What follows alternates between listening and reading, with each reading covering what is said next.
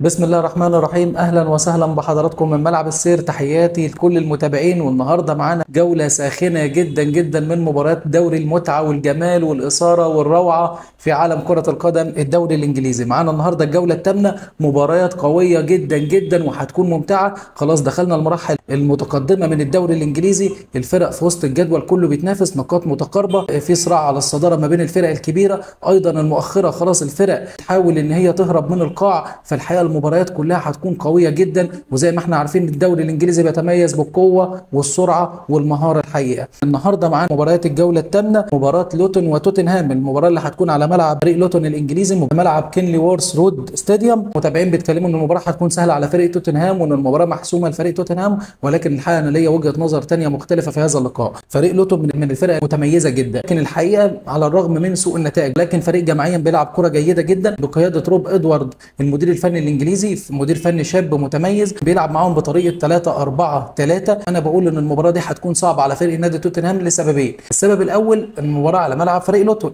السبب الثاني ان فريق لوتون فريق منظم بيلعب كره جماعيه، دايما بيعتمد على استحواذ في منطقه وسط الملعب بعدد كتير جدا من اللعيبه. يعني هو بيلعب بطريقه 3-4-3، ويمكن في حاله الدفاع بتتقلب بتبقى 5-2-2-1. يعني هو في حاله الهجوم بيبقى عنده كثافه عدديه في منطقه وسط الملعب وبيدي تحرر اللعيبه بشكل كبير وبيقدر ان هو يهاجم المنافسين، وفي نفس الوقت في حاله الدفاع بيبقى بيلعب ب5-4-1. فبالتالي بيبقى عنده كثافه عدديه على مدار اسلوب لعبه، سواء في حالات الدفاع او حالات الهجوم بيبقى عنده كثافه عدديه بشكل كبير جدا في منطقه وسط الملعب. يمكن فريق نادي توتنهام قوته هو منطقه وسط الملعب، ودايما احنا اتكلمنا قبل كده ان فريق نادي توتنهام بيعتمد على قوه الثلاثي الحقيقه في منطقه وسط الملعب بسوما وصار واللاعب ماديسون. وانا وجهه نظر ان فريق توتنهام من الفرق اللي عندها وسط ملعب متكامل في الدوري الانجليزي، لاعب بلاي ميكر متميز زي ماديسون، عنده اثنين ديفندرات، اثنين لاعيبه سته سواء صار او اللاعب بسوما متميزين جدا، ميزوا بطول القامه، عندهم قدره بدنيه عاليه، عندهم قدره على قطع الكرات بشكل جيد جدا،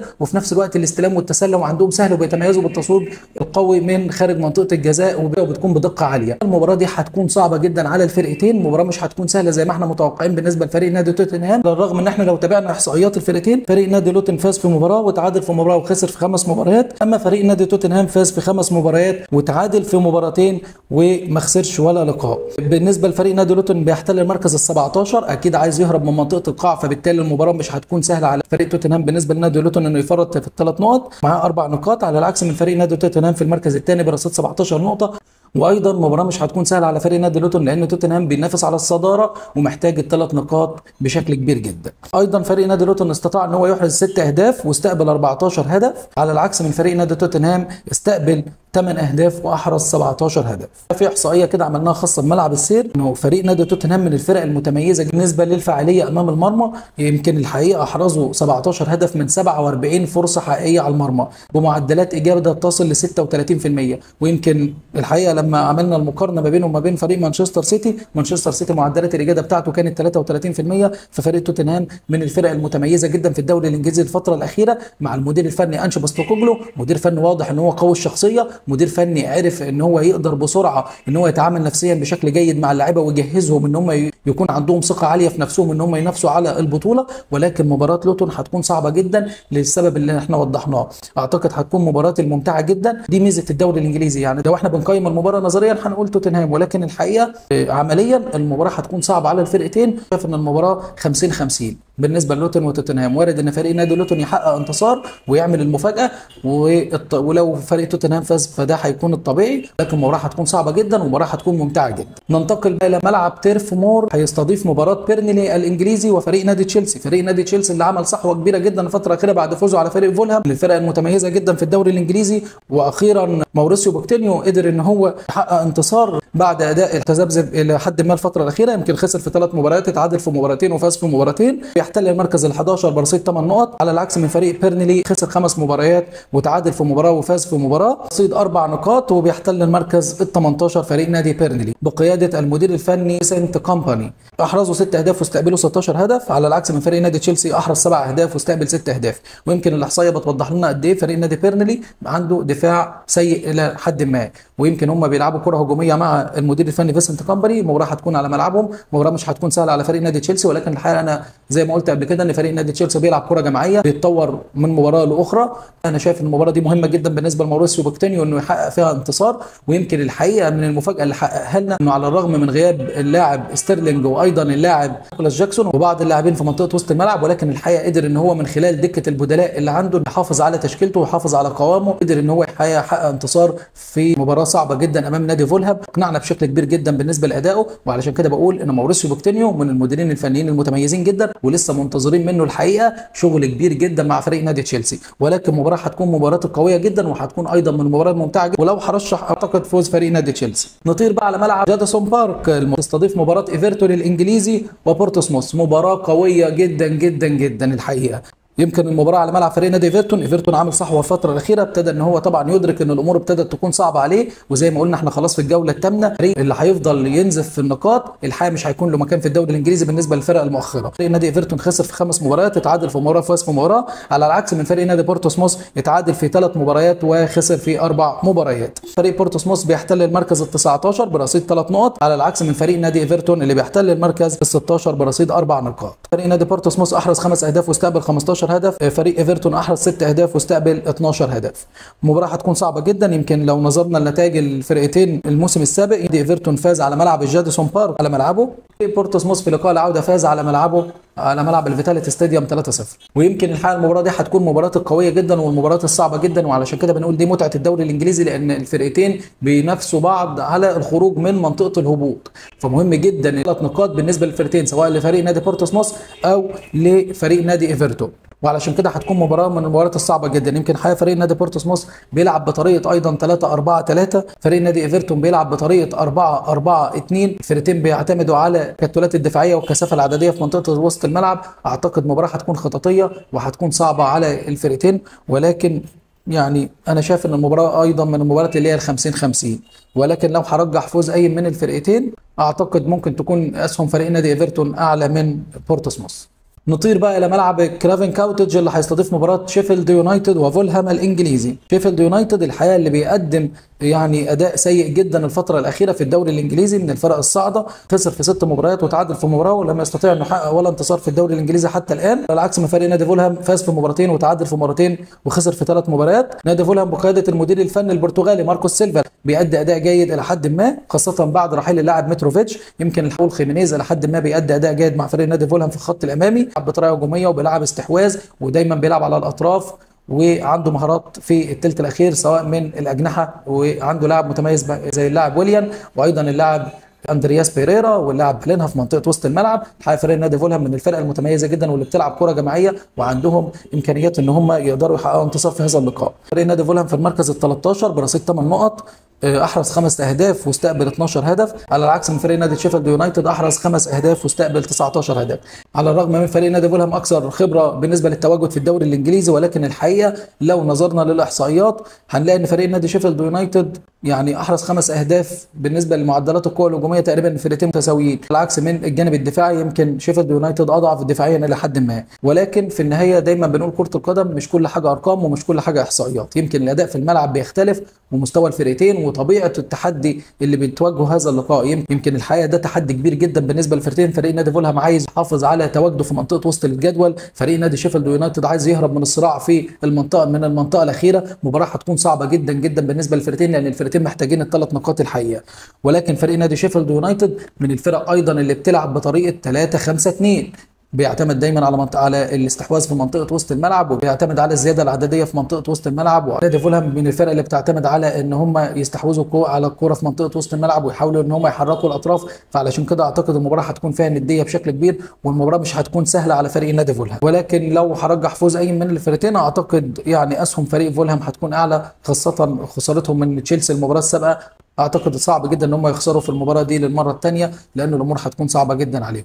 ولكن بالنسبه لمستوى الفرقتين وبالنسبه لطبيعه اداره المديرين الفنيين للمباريات اعتقد ان المباراه هتكون 50-50.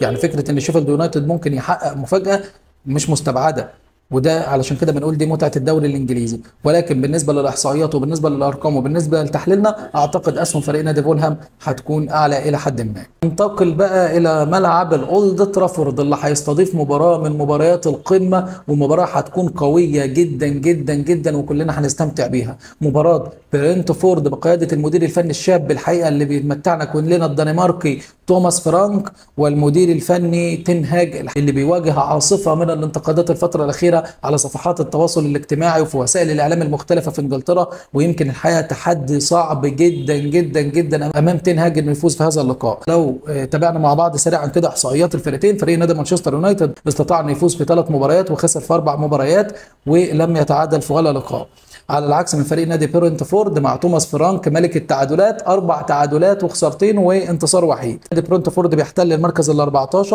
فريق مانشستر يونايتد في المركز العاشر برصيد 9 نقاط، لو فاز هيبقى 12 نقطة، هيبتدي ان هو يقرب من الخمسة الاوائل. فريق نادي برنتفورد في المركز ال 14 برصيد 7 نقاط، لو فاز هيبقى معاه 10 نقاط، هيدخل منطقة وسط الجدول بشكل فيه اريحية. علشان كده بنقول مباراة صعبة جدا جدا على الفريقين. فريق نادي برنتفورد احرز 10 اهداف واستقبل 10 الاهداف، فريق مانشستر يونايتد احرز 7 اهداف واستقبل 11 هدف. بالنسبه للمواجهات المباشره ما بين الفرقتين، يمكن فريق نادي مانشستر يونايتد استطاع ان هو يفوز على ملعبه الموسم السابق على فريق نادي برنتفورد، ولكن برضه مش ده معناه ان فريق مانشستر يونايتد يكسب المباراه دي، لان الحقيقه فريق نادي برنتفورد من الفرق المتميزه جدا مع توماس فرانك وبيلعب باسلوب قوي جدا. يمكن حتى دايما لما بيلعب خارج ملعبه بيلعب بطريقه 5-3-2، دايما بيعتمد على زي ما قلت لحضراتكم الصلابه الدفاعيه، وبيعتمد على السرعات في الثلث الاخير والقوات الجسمانيه بالنسبه للمهاجمين سواء اللاعب ويسا او اللاعب موبومو. ويمكن عنده اللاعب نوجارد في منطقه وسط الملعب من اللاعيبه المتميزه جدا، وايضا اللاعب ينسن وبيقدر ان هو يعمل التحول الهجومي من الخلف للامام بشكل جيد جدا، وبيبقى عنده انتشار وعنده سرعه الحقيقه. فعلشان كده المباراه مش هتكون سهله على فريق مانشستر يونايتد. يمكن فريق نادي مانشستر يونايتد احيانا مع الضغط الاعلامي والضغط الجماهيري وتنهاج عليه ضغوط كبيره جدا، فكره انك انت تفتح خطوطك امام فريق نادي برنتفورد. ممكن المباراه دي هيكون لها سيناريوهين. السيناريو الاول ان فريق مانشستر يونايتد يلعب كره هجوميه ويفتح خطوطه بشكل كبير جدا، اعتقد هيعرض نفسه لمخاطره كبيره. ويمكن توماس فرانك يعني هو متميز جدا في النقطه دي، انه بيقدر يسحب الفرق وبيقدر يلعب على الهجمات المرتده بشكل جيد جدا خاصه خارج ملعبه، ويتميز باداره المباريات الحقيقه اللي بيلعب فيها خارج ملعبه بشكل جيد جدا. فكره انه مانشستر يونايتد يفتح اللقاء ويلعب كره هجوميه ويخاطر، احنا بنقول فريق مانشستر يونايتد الفتره الاخيره يمكن الحقيقه هولاند ابتدى يرجع لمستواه، معانا راشفورد ايضا. النهارده فريق مانشستر يونايتد مهم جدا انه لو عايز يحقق الانتصار انه يلعب بطريقه 4-4-2. ليه؟ لان انت النهارده فريق نادي برنتفورد هيلعب بطريقه 5-3-2، هيلعب على التكتلات الدفاعيه والهجمات المرتده. انت مهم جدا بالنسبه لك ان يكون عندك زياده عدديه في منطقه وسط الملعب، وانك تتحكم في رتم وايقاع اللقاء، وانك انت تحاول تدير المباراه على فترات وما تفتحش الملعب بشكل كبير جدا. لان انت لو لعبت 4-2-1-3 او لعبت 4-3-3 وده السيناريو الثاني الهجومي وفتحت خطوطك، انت عندك مشاكل خاصه بعد اصابه مارتينيز، وايضا عندنا الظهير الايسر في مشاكل. فانت النهارده بتلعب بسفيان مرابط ظهير ايسر، ودي نقطه انت عندك مشاكل كبيره جدا سواء في الثلث الاخير او في الثلث الهجومي. الثلث الهجومي احنا بنقول ان فريق مانشستر يونايتد، احنا كل الفرق الكبيره سواء مانشستر سيتي سواء ليفربول او توتنهام بيتميزوا ان عندهم اجنحه في اليمين وفي الشمال وعندهم راس حربه متميز. يمكن فريق نادي مانشستر يونايتد الفريق الوحيد خاصه بعد غياب انتوني دا سيلفا ومع هبوط مستوى راشفورد، والنهارده هولاند كان راجع من الاصابه وما كانش بيلعب وابتدى شويه انه يرجع لمستواه، فانت عندك خلل في منطقه الهجوم. يبقى انت النهارده مش محتاج تلعب بزياده عدديه قوي في الثلث الامامي على قد ما بتلعب بافضل العناصر اللي عندك، يا اما تلعب بهولاند ومارسيال في الثلث الامامي او تلعب براشفورد وهولاند بس، يبقى تلعب باثنين راس حربه وتعوض النقاط الضعف اللي موجوده عندك في خط الوسط وخط الدفاع، انك انت تلعب بزياده عدديه اللي هو 4-4-2. هل تنهاج هيلعب بالسيناريو ده؟ لو قدر يلعب بالسيناريو ده اعتقد هيخرج من المباراه بتعادل او بانتصار. لو لعب عكس السيناريو، لو لعب باسلوب عكس السيناريو ده، اعتقد توماس فرانك هيقدر ان هو يتحكم في اداره المباراه، هتبقى قبضه المباراه في ايد توماس فرانك، وهيقدر ان هو يسيطر على المباراه، وهيقدر ان هو يتعامل مع تين هاج بشكل قوي جدا، وهيقدر يكتف الملعب، وهيقدر يكتف لعيبه مانشستر يونايتد. مهم جدا جدا التعامل مع المباراه دي بشكل جيد جدا بالنسبه لتين هاج. الثلاث نقاط مهمين جدا. يا ترى تين هاج هيتعامل ازاي؟ ده اللي احنا هنشوفه. علشان كده انا بقول لحضراتكم المباراه 50-50، ولكن لو المباراه صارت على النحو اللي احنا وضحناه وتين هاج لعب بالشكل اللي احنا قلنا عليه، اعتقد الانتصار هيكون لفريق مانشستر يونايتد. اما لو ما حصلش اللي احنا السيناريو اللي احنا وضحناه، اعتقد الانتصار هيكون، الاسهم هتكون اعلى بالنسبه لفريق نادي برنتفورد بقياده توماس فرانك. ننتقل بقى لاخر مباراه السبت الممتاز على ملعب سيلهيرست بارك، مباراه كريستال بالاس في مواجهه نوتنجهام، ايضا من المباريات الشرسه جدا. نوتنجهام محتاج ان هو يدخل منطقه وسط الجدول بشكل اكثر اريحيه، حقق انتصارين وتعادل في مباراتين وخسر في 3 مباريات. بالنسبه لمستواه الموسم السابق اعتقد محافظ على مستواه الى حد ما. فريق كريستال بالاس فاز في 3 مباريات، تعادل في مباراتين وخسر في مباراتين. المباراه هتكون صعبه جدا. فريق كريستال بالاس في المركز التاسع برصيد 11 نقطه، على العكس من فريق نادي نوتنجهام في المركز ال 12 برصيد 8 نقاط. مباراة هتكون صعبة جدا ايضا. فريق نادي كريستال بالاس احرز 7 اهداف واستقبل 7 اهداف، على العكس من فريق نادي نوتنجهام احرز 10 اهداف واستقبل 8 اهداف. ايضا من المباريات المتميزة جدا واللي هتكون فيها برضه شغل خططي كبير جدا. كريستال بالاس بقيادة روي هيدكسون مدير فني متميز جدا وعنده خبرات عالية. نوتنجهام بقيادة الويلزي ستيف كوبر الحقيقة اللي بيقدم مباريات قوية جدا. المباراة دي الموسم السابق بالنسبة للمواجهات المباشرة الفرقتين اتعادلوا 1-1 على ملعب سيلهيرست بارك على ملعب كريستال بالاس. يمكن فريق نادي كريستال بالاس ما عملش تعاقدات مختلفة عن الموسم السابق، بيلعب بطريقه 4-3-3، لعيبه متميزه في وسط الملعب زي جيفري تشالوب، جوردان ايو، لاعب ايزي، ادوارد. بالنسبه لفريق نادي نوتنجهام عندنا ايوني واللاعب جيبس وايت، الحقيقه من اللعيبه المتميزه جدا. فريق نوتنجهام خارج ملعبه دايما كلنا عارفين انه بيلعب دايما على ان هو بيقفل دايما وبيعتمد على الزياده العدديه في الثلث الدفاعي، وبيلعب على الهجمات المرتده من خلال سرعات لعيبته في الثلث الاخير. المباراه هتكون صعبه جدا على فريق كريستال بالاس. يمكن كلنا تابعنا، انا اعتقد لو فريق نوتنجهام لعب باسلوبه وقفل بشكل كبير جدا وقفل على مفاتيح لعبه كريستال بالاس، المباراه هتكون صعبه على فريق نادي كريستال بالاس، خاصه انه من الموسم السابق واحنا تابعنا الاحصائيات ان فريق كريستال بالاس عنده مشكله في معدلات الاهداف في الثلث الاخير. يمكن ده لاحظناه في مباراه ارسنال الانجليزي، ويمكن الحقيقه بيواجهوا صعوبه كبيره جدا في ان هم ينتصروا على الفرق اللي بتلعب بتكتلات دفاعيه، لان دايما فريق كريستال بالاس بيعتمد على التحرر وبيعتمد على ان هو عنده سرعات في الثلث الاخير، بيعتمد على الاستحواذ في منطقه وسط الملعب، على العكس من فريق نادي نوتنجهام اللي بيلعب بطريقه لعب مختلفه. الامور هتكون صعبه، ولكن انا شايف ان المباراه ايضا من المباريات اللي هتكون 50-50، مباراه صعبه جدا على الفرقتين. لكن اعتقد لو هرشح فوز اي من الفرقتين يعني اسهم فريق نادي كريستال بالاس هتكون اعلى الى حد ما. المباراه هتكون صعبه جدا، ولكن المباراه هتكون مباراه الممتعه زي ما حضراتكم شايفين. كل الفرق كلها بتنافس على الصداره، واللي بيتنافس في منطقه وسط الجدول واللي عايز يهرب من المنطقه هبوط. الحقيقه مباراه الدوري الانجليزي مباريات هتكون ممتعه جدا جدا جدا، مباريات هتكون قويه جدا. الحقيقه سريعا وصلنا لنهايه حلقتنا للاسف. بشكركم جدا على متابعتكم لينا ودعمكم دايما المتواصل بالنسبه لصفحتنا على الفيسبوك ملعب السير، وكلنا نعمل فولو، واللي طبعا ما اشتركش يفعل الاشتراك علشان دايما يوصلك اول باول كل جديد من عندنا، وتقدروا تتابعونا دايما بشكل مستمر. كلنا نفعل الجرس علشان توصل لكم اشعاراتنا اول باول، وان شاء الله انتظرونا في حلقات ومفاجآت الفتره اللي جايه هتكون متميزه جدا جدا. بشكركم جدا وانتظرونا، والى اللقاء في ملعب السير.